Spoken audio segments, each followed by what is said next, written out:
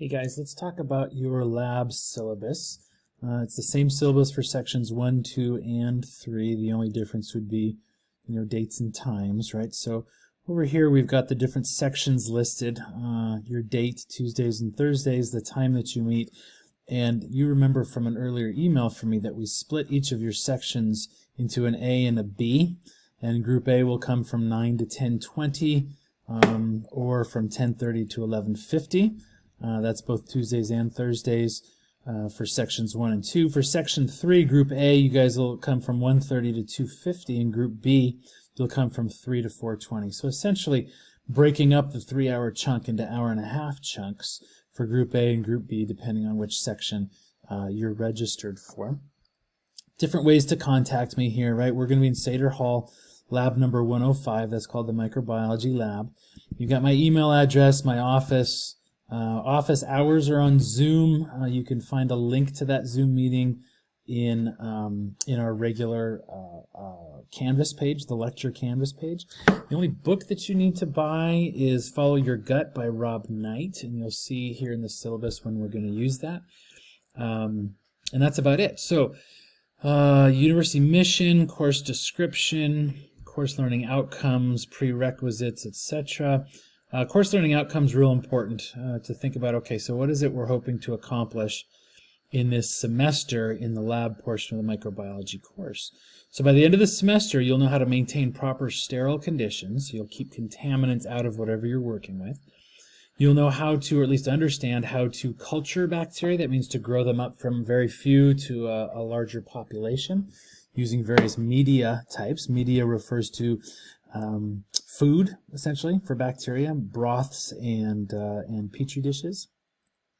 Properly and effectively use a microscope, and then carrying out and interpreting diagnostic lab tests, including some rapid tests that we're going to be looking at the end of the semester.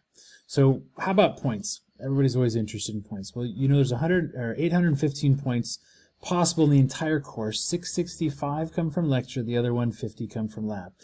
Even though you registered for these two, lecture and lab, separately from each other, even though they have separate Canvas courses, ultimately all the points get merged into one grade. Okay, so think about the 150 lab points as part of this 815, and you'll get one grade. So if you do really well in lecture but poorly in lab, it's going to draw you down. If you're struggling in lecture but you do really well in lab, it's going to bring your overall grade up. So lab is really a good opportunity to bring your grade up. Think of it that way.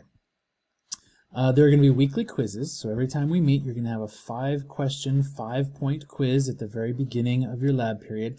It is really at the very beginning, so don't wander in late thinking that you're going to be able to make it up, okay? You need to show up on time, a few minutes early, actually, and take that 5-point quiz. It's going to be focused on the assigned reading from the handout. It's going to be focused on any additional reading from Bowman, your textbook that was assigned, as well as the videos in Canvas that are important for preparing for lab that day. There are going to be 8 lab reports, 10 points each, and I'll drop the lowest one, and you'll turn these in as partners, so you have a chance to talk with somebody else as you answer questions and what have you. You can't copy and paste from some other group. It'll turn it in, it'll detect that, including from previous folks that have taken this class. So you just need to do all of your own work. And then Follow Your Gut. The way we're going to use that book, Follow Your Gut, is that you're going to take a quiz, a 20-point open book quiz. Now, open book, you're thinking, oh, piece of cake, right? Well, it's tricky enough that if you haven't read it, you've got 1 hour, you're not going to be able to look everything up. You need to read it ahead of time and understand it. You don't have to memorize it all because you've got the book to refer to, but you need to understand it. And we'll actually dedicate one of our lab periods to taking that 20-point quiz. That's about middle of the semester. And at the end of the semester, you and your partner are going to create an infographic, little miniature poster, like something you'd see in the doctor's office. Like, your doctor's got a poster on getting the flu vaccine, and here's some important facts you need to know about it. You're going to give an infographic on a particular topic on the gut microbiome, the collection of bacteria that live in our gut, and a lot more information will be coming. After we've read that book, you're going to get a whole lot of ideas on things you could do your infographic on, and I'll give you more details about that after the quiz halfway through the semester. So where are your 150 points coming from? You get 40 coming from your weekly quiz, another 70 from your lab reports, 20 from the Follow Your Gut quiz, and 20 more from your gut microbiome. It says presentation because you guys will actually put it up on the wall like a little poster and wander around and look at one another's, and you'll be there to explain it to each other. Not one person standing in front of the whole class at any given time, but more of like a poster conference type style. Again, more info coming on that. Lab calendar is real helpful. You get your dates here, week 1, week 2, week 3, week 4, etc. On exam weeks, I've decided to not give you any labs just so you can focus on the exam and not be trying to keep up with lab as well. So there's a few natural breaks that are really nice in mid-March or late March, late April, and then late May.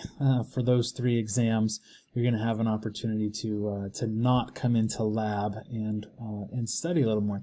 You can see the titles of each of the labs that we're going to do. 2 different dates, right? A Tuesday and a Thursday, depending on which day you're working. Lab 1, contamination aseptic technique. Lab 2, isolation of individual species.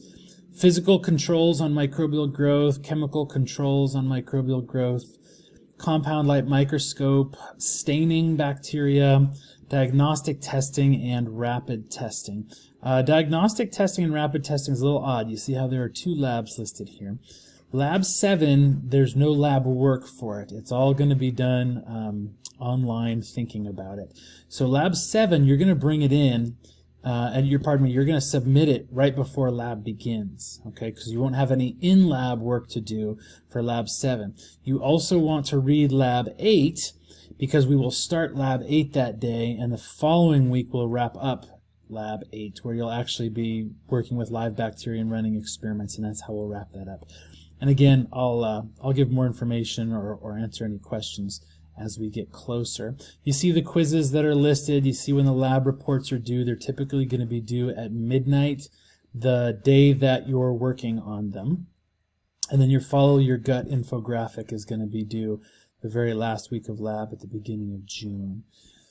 After that, there's some just additional information that you can look through that's common to most syllabi. And that's it. So there is, and there's a copy of this in Canvas, there is your syllabus for microbiome lab. Let me know what questions you have. There's no lab meeting the first week, so you have plenty of time to get these questions to me. See you soon.